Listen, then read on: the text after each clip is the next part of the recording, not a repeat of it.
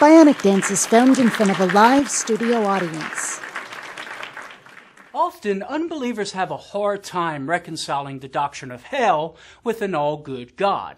And why shouldn't we? In what system other than religion is allowing torture through neglect seen as virtuous behavior, the act of one who allegedly loves the person they've abandoned? Let's do this.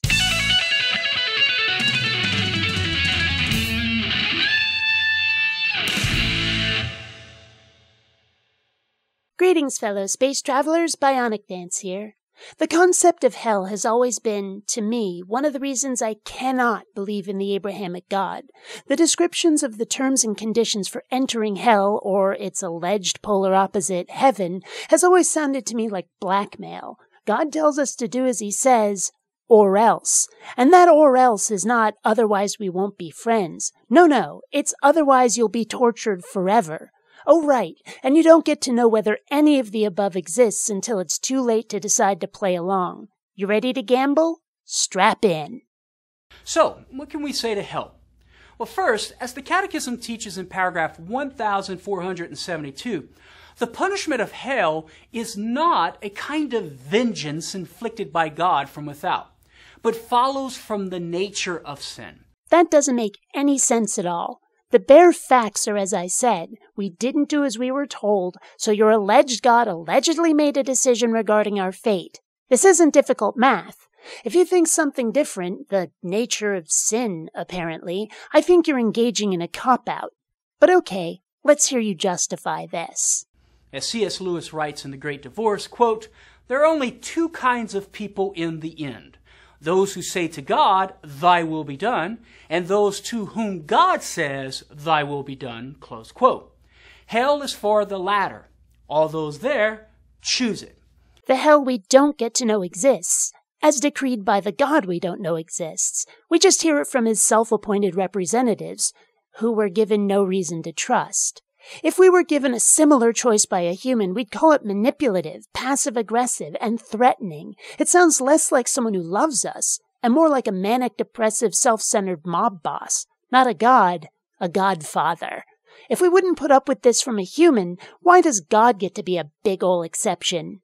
Now, if someone rejects God and doesn't wish to be with him, wouldn't it belong to God's goodness to not coerce that person into loving him and respect that person's free will? I think it would. Maybe it would, but you'd think an omnibenevolent God could at least do us the favor of building some neutral ground where we could spend our eternity just hanging out without him. But no, instead he says, okay, you didn't lick my toes in humility, go to hell and suffer forever. He doesn't care if you were generally a good person, didn't steal, didn't murder, said please and thank you to people in service jobs and tipped more than 15%. No, you didn't decide to be God's little bitch, and that is unforgivable. And consider this. If God has to take us into heaven, and anybody who doesn't accept his rule ends up in hell, but this God isn't sending us there, we just end up there by default if we weren't good little fawning sycophants, then it sounds as if hell surrounds heaven, that heaven is actually like a bomb shelter against damnation. So who is actually more powerful, God or the devil? Think about it.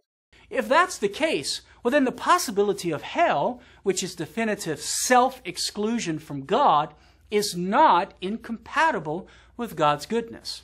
Of course it's incompatible. Someone's goodness, God or human, shouldn't depend on someone else's behavior.